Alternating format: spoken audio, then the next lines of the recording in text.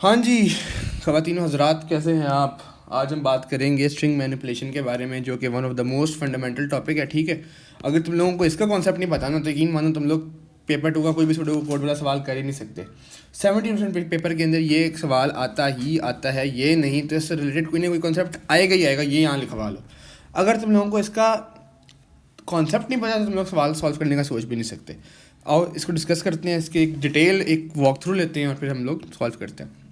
अच्छा जी, सबसे पहला जो फंक्शन है, ये बेसिकली स्ट्रिंग के फंक्शंस होते हैं, स्ट्रिंग की मैनिपुलेशन के लिए इस्तेमाल होते हैं। स्ट्रिंग को एक्सट्रैक्ट कैसे करना है, स्ट्रिंग को ऐड कैसे करना है, उनको कॉन्कैटिनेट कैसे करना है, उसके अंदर से कोई अपनी मर्जी की सब स्ट्रिंग कैसे एक्सट्रैक्ट करनी है। 90% of the use case of these functions is our string extraction cases. ठीक हो गया। पहला है मिड। मिड के अंदर आप 3 पैरामीटर्स इनपुट देते हो, एक स्ट्रिंग जाती है आपकी, एक पैरामीटर एक्स जाता है यार, पैरामीटर एक्स जाता है, एक पैरामीटर वाई जाता है। Return the string, return type इसकी ऑब्वियसली स्ट्रिंग ही होती है। Return string of length y starting at position x from the string. इसको आके समझते हैं।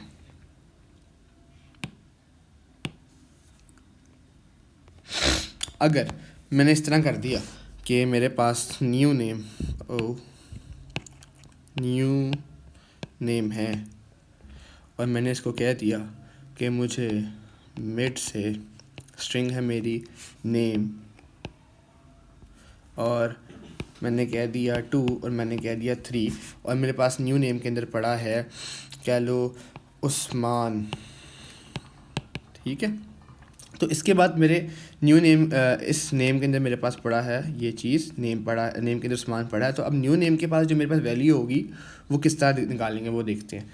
पहला पैरामीटर है नेम, अगला है 2, फिर 3। अब कैसे देखते हैं, जो स्ट्रिंग की वैल्यू, जो कैसे मैं बताऊँ तुम लोगों को, जो स्ट्रिंग दी है ना उसके ऊपर जाओ। न्यू नेम के अंदर क्या पड़ा हुआ है, उस्मान।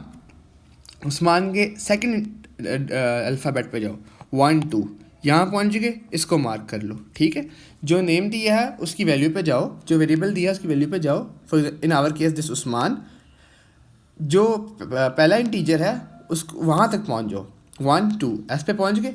इसके अगले 3 करेक्टर्स, इसको मिला के अगले 3 करेक्टर्स एक्सट्रैक्ट कर लो, 1 2 3। तो न्यू नेम के अंदर वैल्यू आ जाएगी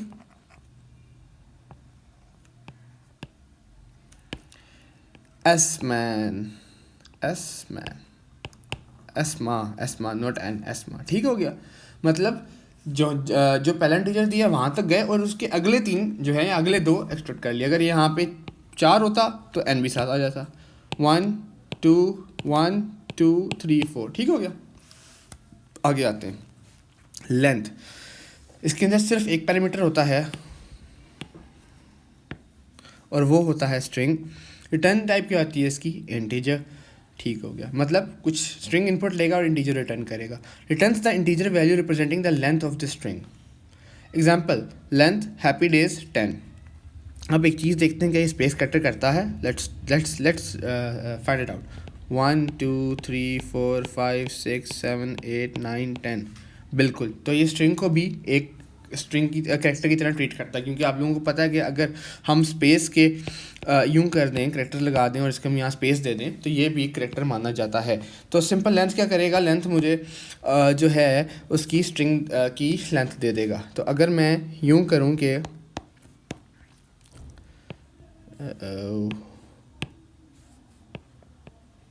लेंथ का फंक्शन लगाऊं और साथ में कह दूं फहाद, ठीक है, मेरे पास क्या आएगा, 1 2 3 4 इज इक्वल्स टू 4। ठीक है, लेंथ की वैल्यू दे देगा। Very simple. मूविंग ऑनवर्ड्स, ये हो गया। लेफ़्ट क्या करता है जी, लेफ़्ट का पहला पैरामीटर एक स्ट्रिंग, अगला पैरामीटर इंटीजर। क्या करता है, लेफ़्ट आपने स्ट्रिंग दे दी और आपने 3 दे दिया और तो इसने ABC एक्सट्रैक्ट कर ली। आओ देखते हैं, लेफ़्ट मैंने दे दी फ़हद, FAH। हम फ़हद और उस्मान के ऊपर ही ट्रेड करेंगे, क्योंकि मेरा नाम फ़हद है, मेरा जो बेस्ट फ्रेंड का नाम उस्मान है। अच्छा, अब मैं कहता हूँ ओ तो गलती हो गई, हमने तो दूसरा पैरामीटर दिया ही नहीं। फिर तुम लोग कहोगे कि सर को स्ट्रिंग मैनिपुलेशन भूल गई है और तरह तरह की रील्स बनने लग जाएंगी, लोग कमेंट में गाली देने लग जाएंगे। सब्र कर जाओ यार। लेफ़्ट पे गए, जो स्ट्रिंग दी है वो फिर उस पर first 3 digits from left, first 3 alphabets from left, first 3 characters from left, 1 2 3, तो मेरे पास वैल्यू क्या आ जाएगी, FAH। Simple simple clear. 2 होता तो FA, ठीक हो गया। Moving onwards, right, same concept लेकिन सिर्फ राइट से। अब यही काम मैं राइट से करता हूँ जो पहले मैंने किया,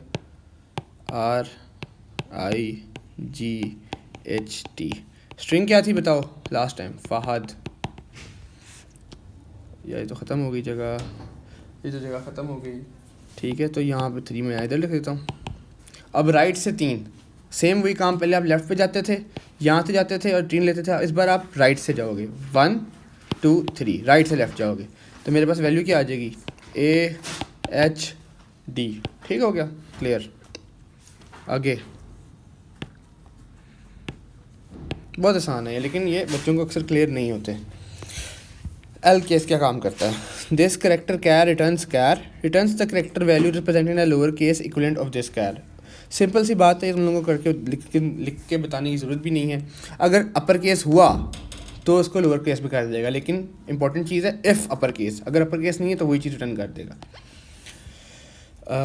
अब यू केस वही काम करेगा ऑपोजिट, अगर कोई लोअर केस करेक्टर दोगे उसको अपर केस बना के रिटर्न कर देगा। 2 अपर, अब ये करेक्टर्स के लिए था सिंगल स्ट्रिंग, मतलब ABCD, ठीक है। ये है स्ट्रिंग के लिए पूरी एक स्ट्रिंग दोगे, लोअर केस जो करेक्टर्स होंगे उसको वो अपर में रहने, जो अपर है पहले उनको नहीं छेड़ेगा, लेकिन जो उसके बाद जो लोअर के हैं उनको अपर में करने के समय कन्वर्ट कर देगा।